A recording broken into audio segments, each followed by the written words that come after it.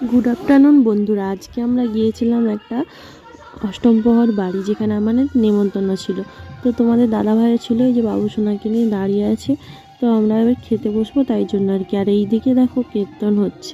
তো খুব সুন্দর একটা বাচ্চা মেয়ে কীর্তন করছে, দেখছিলাম নাম গানটা একটু। কিন্তু বাবু সোনাকে যেহেতু কোলে নিয়ে আমি ছিলাম, তাই ওখানে আর ভিডিও করতে পারলাম না।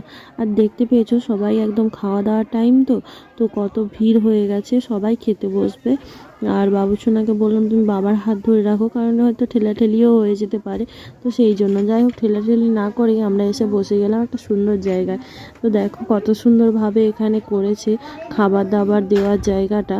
আমার তো বেশ এই ধরনের পদ্ধতিটা খুব ভালো লেগেছে। আগে কখনো এইভাবে খাইনি, এই প্রথমবার এইভাবে খেতে বসলাম।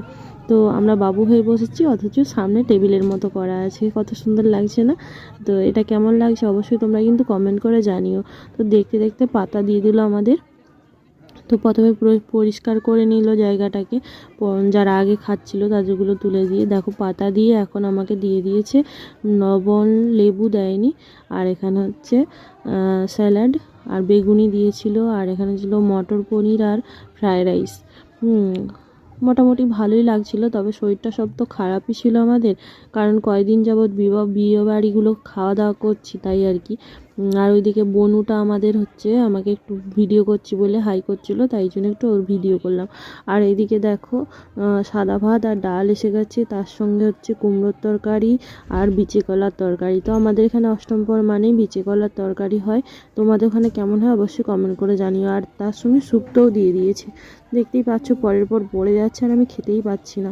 বাবু সোনাকে একটু করে খাওয়াচ্ছি, কারণ গরম গরম হয়তো। আর এখানে পাঁপড় আর চাটনি দিয়েছিল। তো এবার পায়েস চলে আসবে, তাই জন্য আমি ফাঁকা করে নিলাম, কারণ আমরা পায়েস খেতে অনেক ভালোবাসি। আর বাবু সোনা কিছুই খাচ্ছে না। ও সকালে একটু হালকা বমি হয়েছিল আর কি, স্কুল নিয়ে গেছিলাম, স্কুল থেকে আসার পর বমি হয়েছিল। তো ও কিছু খেতে চাইছে না, ও বলছে আমি দই মিষ্টি পায়েস খেয়ে উঠে পড়বো।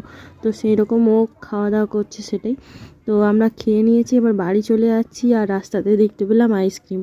মাম্মা ওর দাদু আর কাকু কাকিমাদের সঙ্গে চলে গেছে। তো ও আইসক্রিম পেলো না আজকে, আমরা দুজনে মিলে খেতে খেতে যাচ্ছি। আর তোমাদের দাদাভাইকে বললাম আজকে একটু ভিডিও করো আমার।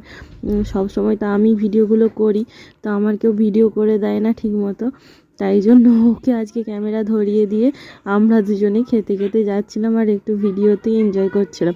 তো আজকে ছোট্ট রকম ভ্লগটা কেমন লাগলো অবশ্যই কিন্তু কমেন্ট করে তোমরা জানিও। টাটা বন্ধুরা।